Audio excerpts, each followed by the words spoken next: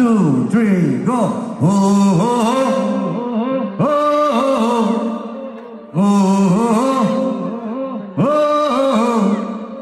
আহিছে হিমন্ত আহিছে আশাৰে বতৰালৈ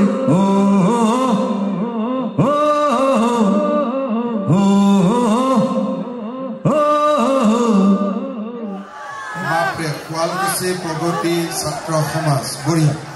শুৱালকুছি আগত জালুকবাৰী সমষ্টি আছিলে এইবাৰ হাজো শুৱালকুছি বুলি আমি ভোট দিব লাগিব কিন্তু আমি আগতেও পদুম ফুলৰ ছবিতে ভোট দিছিলো আমি মনত পেলাও 1962 চনত অসমত প্ৰথম ব্ৰহ্মপুত্ৰৰ ওপৰত দলং হৈছিল আৰু তাৰ বহুদিন পিছত কলিয়া ভুমুৰা দলং হৈছিল আপোনালোকৰ আশীৰ্বাদত অসমৰ বিধানসভাত হোৱা আন্দোলন এটা হ'ল মানুহক এনেকে বুজাই দিছিলে যে বাংলাদেশ পাকিস্তানৰ পৰা লাখ লাখ মানুহ আহি কৈ যাও তেতিয়ালে মানুহে ভাবিব যে এইটোৱে হোৱা নাই আৰু কৈ আছে কিন্তু ভগৱানৰ আৰু আপোনালোকৰ আশীৰ্বাদত মই এই গোটেই অঞ্চলটোত যি ধৰণৰ পৰিৱৰ্তন আনাৰ প্ৰয়াস কৰিছো 10 বছৰ পিছত গুৱাহাটীৰ মানুহে ইয়াত আহি মাটি বিচাৰিব যে আমাক শুৱালকুছি থাকিব ডিঙিমাৰি থাকিব ধীৰাজ মহন্তক ভোট দি জয়যুক্ত কৰে জিকিবনে না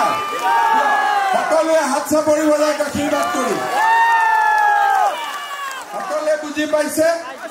সকলোৱে বুজি পাইছে তেতিয়ালে মোৰ লগত একেলগে ক'ব ভাৰত মাতা কি এয়া মুখ্যমন্ত্ৰী মহোদয় সম্বৰ্ধনা জ্ঞাপন কৰিছে বংশৰ নিৰ্বাচনী সমিতিৰ তৰফৰ পৰা ভৱেশ দাস আৰু ৰাকেশ বৈশ্য এয়া বংশৰ নিৰ্বাচনী সমিতিৰ তৰফৰ পৰা ভৱেশ দাস ৰাকেশ বৈশ্য ইয়াৰ পিছতে আমি মধ্য শুৱালকুছি নিৰ্বাচনী সমিতি মানৱ কলিতা ভাৰতীয় জনতা যুৱ মৰ্চা আৰু অনুসূচিত জাতি মৰ্চাৰ দুয়োগৰাকী ৰাজীৱ দাস পূব শুৱালকুছি আমি আটাইকে সম্বৰ্ধনা আগবঢ়াবলৈ অনুৰোধ জনাইছো এয়া পূব শুৱালকুছি তৰফৰ পৰা সম্বৰ্ধনা আগবঢ়োৱা হৈছে ইয়াৰ পিছতে আমি অনুৰোধ জনাইছো পশ্চিম শুৱালকুছি নিৰ্বাচনী সমিতি যোগেশ চৌধুৰী প্ৰশান্ত দাস মিণ্টু দাস আৰু কল্প দেউৰী আমি আটাইকে আমাৰ সন্মানীয় মুখ্যমন্ত্ৰী মহোদয়ক সম্বৰ্ধনা আগবঢ়াবলৈ অনুৰোধ জনাইছো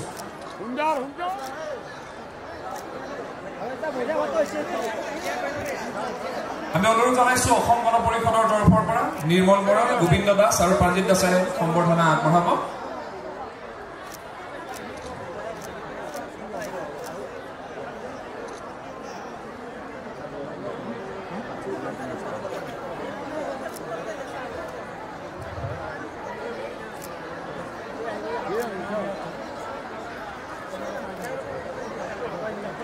ভাৰতীয় জনতা পাৰ্টি উত্তৰ কামৰূপ জিলাৰ উদ্যোগত আয়োজিত এই বিজয় সংকল্প সমাৱেশ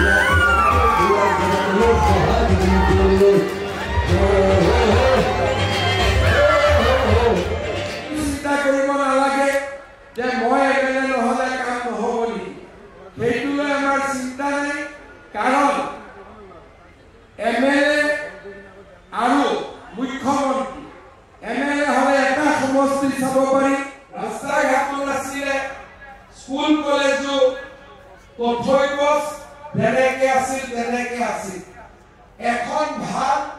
হস্পিটালো নাছিল মথাউৰিও নাছিলে নাৰেঙ্গী পৰুৱাৰী দলঙেদি আকৌ ঘূৰি আমি ইয়ালৈকে আহিব পাৰিম দিছপুৰত আমাৰ এখন মিটিং হৈছিল শিঙিমাৰী মাটি এডোখৰ দেখুৱাই কিবা প্ৰেজেন্টেশ্যন কৰি আছিলে অৰুণোদয় আঁচনি পায় ছোৱালী কলেজত গ'লে নিযুক্তি নাপায় ৰেচনত চাউল বিনামূলীয়াকৈ পায় আৰু এইবাৰ ইনকাম চাৰ্টিফিকেটটো নালাগে ৰেচন কাৰ্ড দেখালে কলেজত বিনামূলীয়া এডমিশ্যন এইবাৰ হৈ যাব গাঁওবুঢ়া বা কাৰো ইনকাম চাৰ্টিফিকেট এইবাৰ হ'ব নালাগে শ্ৰদ্ধাৰ ৰাইজ আজি আমাৰ বাবে দুখৰ কথা যেতিয়া 27 জনকৈ নিৰীহ লোকৰ মৃত্যু হৈছে আমাৰ অসমৰে কিছুমান মানুহে ফেচবুক ছ'চিয়েল মিডিয়া আৰু লগতে মই এইটোও কৈছোঁ যে যদি ভৱিষ্যতে পাকিস্তানৰ ছাপৰ্টত লিখি থাকে সিহঁতৰ ঠেংবিলাকো ভাঙি দিয়া হ'ব যাতে কেতিয়াও ভাৰতৰ নিমখ খাই পাকিস্তানৰ গুণগান গাব নোৱাৰে গুণ গাব লাগে নেকি ভাৰতৰ নিমখ খাই আজি এই মানুহবিলাকৰ কাৰণে আমি সকলো বদনাম হ'বলগীয়া হয় আঞ্চলিক পঞ্চায়ত আৰু জিলা পৰিষদত আপোনালোকে বিজেপিৰ প্ৰাৰ্থীকে ভোট দি জয়যুক্ত কৰিব আমাৰ শুৱালকুছি জিলা পৰিষদত এইবাৰ প্ৰায় 18 জন মানে টিকট খুজিব এটা কাক দিওঁ সকলো নিজৰ মানুহ গতিকে মই ক'লো যে 18 জনৰ এজনকো দিব নালাগে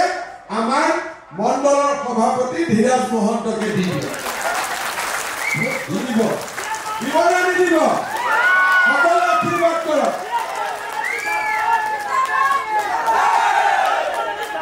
কাৰণ ধীৰাজ মহন্তই টিকেট খোজাই নাছিল 18 জনক বুজাবুজি কৰি দিলে এই টিকট নাপালে হালিকা গৌমাৰী পাকৰকণা শিঙিমাৰী চবে মিলি জিকাই দিব দেই সকলোৱে ঠিক আছে আৰু পছৰীয়াত ললিতা কলিতা এবাৰটো পছৰীয়াত বৰিজানী নাই নেকি অসম পছৰীয়া নাই বৰিজানী কমলপুৰত গ'ল ঠিক আছে তাতো মেম্বাৰত বিজেপিকে জিকাই দিলে দে ললিতা কলিতা জিকিব নে নাই ঠিক আছে সকলো জিকিব মই চিন্তা কৰিব নালাগে একদম নালাগে বহুত বহুত ধন্যবাদ জয় হিন্দ বন্দে মাতৰম বিপিন দাস অসম গণ পৰিষদ দলৰ পৰা আমি লিটুল দাসক সম্বৰ্ধনা জনাবৰ বাবে অনুৰোধ জনাইছোঁ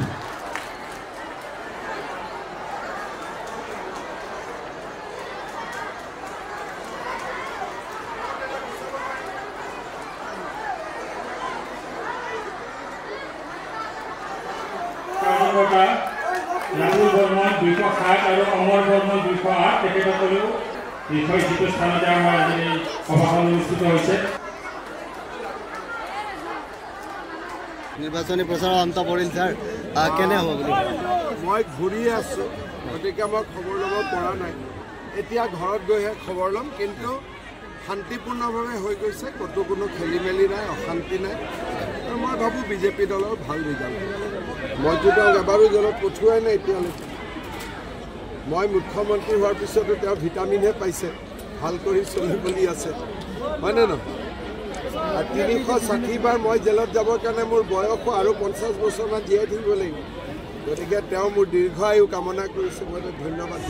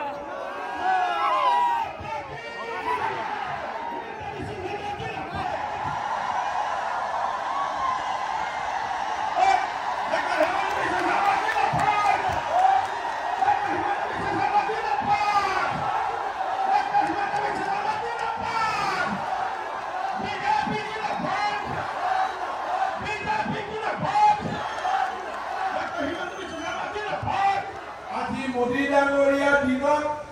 ডাঙৰ ডাঙৰ আঁচনি আহিছে ধুবুৰী ফুলবাৰীৰ দৰে দলং হৈছে আজি আমাৰ ৰাজ্যখনৰ চাৰিওফালে শদিয়াৰ পৰা ধুবুৰীলৈ মানুহে বিকাশ আৰু উন্নয়ন দেখা পাইছে ভাল হ'ব নে বেয়া হ'ব লুঙি ভাল নে অৰুণোদয় ভাল একদম সঁচা কথা ক'ব মনৰ পৰা লুঙি ভাল নে অৰুণোদয় ভাল অৰুণোদয় টকা দিটো লুঙিও কিনিব পাৰি ধুতিও কিনিব পাৰি হয়নে নহয় লুঙি ধুতিৰ কাৰণে লাইনত খাৰা হোৱাতকৈ লুঙি ধুতিৰ কাৰণে কংগ্ৰেছৰ মিটিঙত যোৱাতকৈ অৰুণোদয় 10 তাৰিখে টকা পাই গ'লো দোকানৰ পৰা লুঙিখন কিনি ল'লো ধুতিখন কিনি ল'লো লেঠা মৰি গ'ল হয়নে নহয় এই কামটোকে কংগ্ৰেছে বুজি নাপাইছিলে 1 অক্টোবৰৰ পৰা আপোনালোকক গেছ মই 650 টকাত দি দিম ভাল হ'ব নে বেয়া হ'ব 650 টকাত গেছ পাব আৰু উজ্জ্বলা গেছ 250 টকাত ঘৰত পাব আমাৰ ভাৰতখনত আমি শক্তিশালী কৰিব লাগিব আৰু আমাৰ অসমক আমি শক্তিশালী কৰিব লাগিব আপোনালোক সকলোৱে মোদী ডাঙৰীয়া আৰু সেনা বাহিনীৰ কাৰণে প্ৰাৰ্থনা কৰিব আৰু পঞ্চায়ত ইলেকশ্যনত বিজেপি আৰু এজিপি ভোট দিব মেম্বাৰৰ সিটত এবাৰ টিকেট নাই মেম্বাৰ বিলাকে নিজৰ নিজৰ চিনত উঠিছে কোনোবাই চশমা কোনোবাই কাপ প্লেট হয়নে নহয় কিন্তু মেম্বাৰত ভোট দিতেও কংগ্ৰেছী বিলাকক ভোট নিদিব বিজেপিৰ ভিতৰতে মানুহজনক ভোট দিব বুজি পালেনে আমাৰ দুটা উঠিছে দুইটাৰ ভালজনক ভোট নিদিব কিন্তু কংগ্ৰেছক ভোট নিদিব হ'ব আৰু য'ত হাতী দেখিব তাত হাতীত ভোট দিব য'ত পদুম দেখিব তাত পদুমত ভোট দিব হাতী মানে পদুম জিলাত মই প্ৰচাৰৰ কাৰণে আহিছিলোঁ জিলা পৰিষদত এজন আমি ইতিমধ্যে জিকিছোঁ ৰাইজৰ উৎসাহ উদ্দীপনা মোৰ মনত আহে যে অকল গোলকগঞ্জ নহয় ধুবুৰী জিলাতে আমি ভাল ৰিজাল্ট এবাৰ কৰিব পাৰিম স্যাৰ দেশদ্ৰোহীমূলক যি পোষ্ট ক্ৰমান্বয়ে দেখা গৈছে বিভিন্ন ঠাইত হৈছে মইতো আজিয়ে কৈছোঁ যে যোনে পাকিস্তান জিন্দাবাদ বা দেশদ্ৰোহী পোষ্ট দিব আইনৰ ৰাস্তা দি গৈ সিহঁতৰ চবৰে ঠেং ভাঙি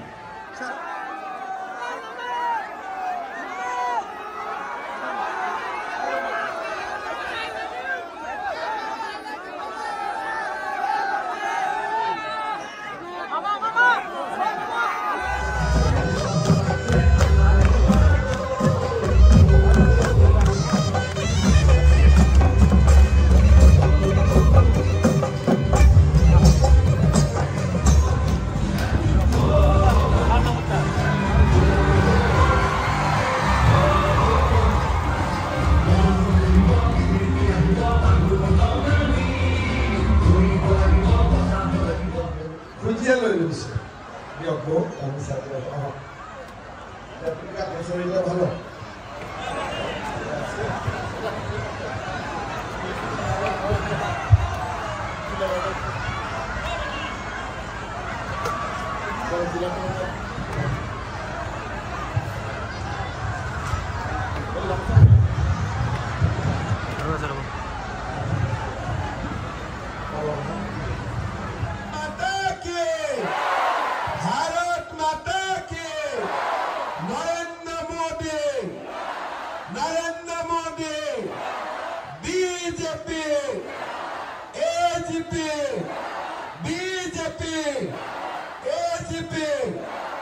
খবৰ খসাই ভাল ভৱিষ্যত সুন্দৰ হ'ব পাৰে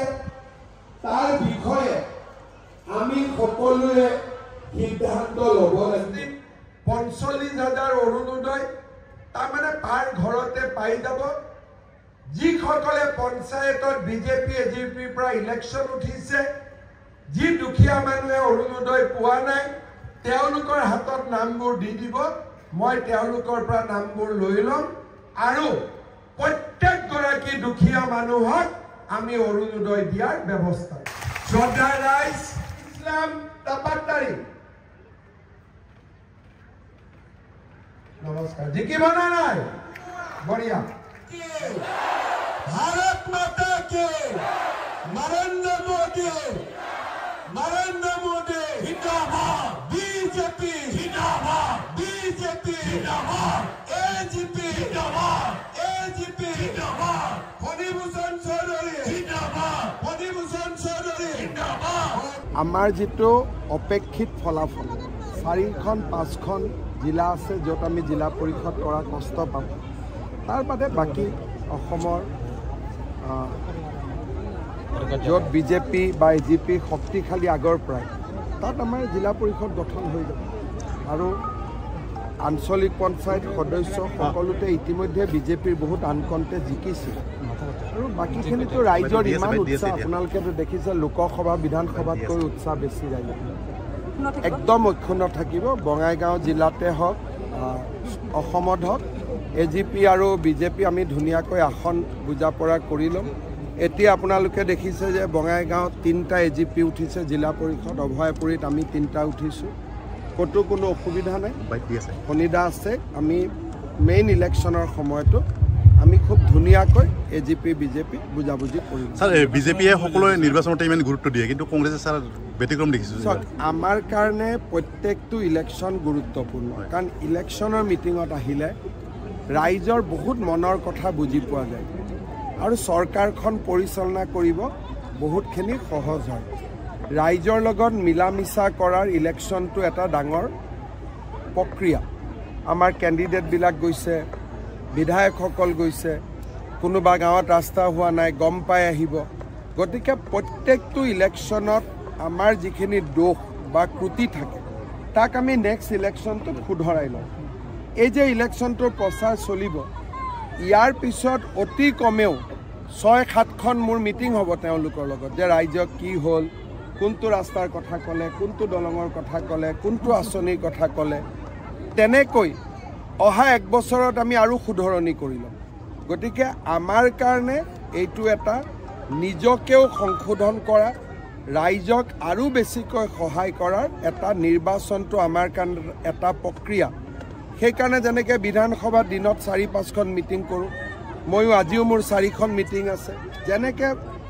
আন নিৰ্বাচনত কষ্ট কৰিছোঁ পঞ্চায়ত হওক মিউনিচিপালিটি হওক আমি একেই কষ্ট দুটা কথা মই কোৱা নাছিলোঁ আজি মই আপোনালোকক কৈছোঁ গৌৰৱ গগৈ 15 দিন পাকিস্তানত গৈ থাকি আহিছে পাকিস্তানত কোনো টুৰিজিম প্লেচ নাই তেওঁ 15 দিন কেনেকৈ থাকিলে ক'ত গ'ল অসমৰ ৰাইজক জনাব লাগিব দ্বিতীয়তে তেওঁৰ ল'ৰা ছোৱালী দুইটাই নাবালক দুইটাকে ভাৰতীয় নাগৰিক কৰি থোৱা নাই মই ডাইৰেক্টলি কৈছোঁ তেওঁ যদি অসত্য হয় মই যদি তেওঁৰ ল'ৰা ছোৱালী ভাৰতীয় নাগৰিক বুলি তেওঁ ক'ব পাৰে মই মুখ্যমন্ত্ৰী আসনে এৰি দিম তেওঁ দুইটা ল'ৰা ছোৱালী বিদেশী ৰাষ্ট্ৰৰ নাগৰিক ঘৈণীয়েকো বিদেশী ৰাষ্ট্ৰৰ নাগৰিক গতিকে তেওঁ নিজেও কোনদিনা বিদেশত গুচি যাব তাৰো হিচাপ নাই যদি এখন ঘৰত 4টা পৰিয়াল থাকে 3টাই যদি বিদেশী ৰাষ্ট্ৰৰ নাগৰিক তেওঁতো ইয়াত পৰ্যটক হিচাপেহে আছে আৰু তৰুণ গগৈ নাতিনীয়েকক ক'ৰবাত ডাঙৰ হৈ কোনোবা দেশৰ নাগৰিকত্ব লগ বেলেগ কথা ক'ৰবাত চাকৰি পাইছে কিবা পাইছে 3-4 বছৰ বয়সত কোনোবাই নিজৰ দেশৰ নাগৰিকৰ পৰা বিদেশী নাগৰিক কৰিব পাৰে নেকি ধৰ্মটো কি আছে সিও এটা ডাঙৰ প্ৰশ্ন তাৰো তদন্ত তাৰো তেওঁ আমাক জনাব লাগে মোক জনাব নালাগে ৰাইজক জনাওক তেওঁক ভোট দিয়া মানুহখিনিক জনাওক আৰু পৰিবাৰে পাকিস্তানৰ দৰমহালৈ কিয় ভাৰতত আছে সেইটো আমাক জনাব লাগে তেওঁ বাৰে বাৰে কথাবিলাক এনেকৈ কাটি থাকিলে নহ'ব কোৰ্ট আদালত পুলিচক তেওঁ উত্তৰ দিবই লাগিব আৰু উত্তৰ কেনেকৈ ল'ব লাগে আমি জানো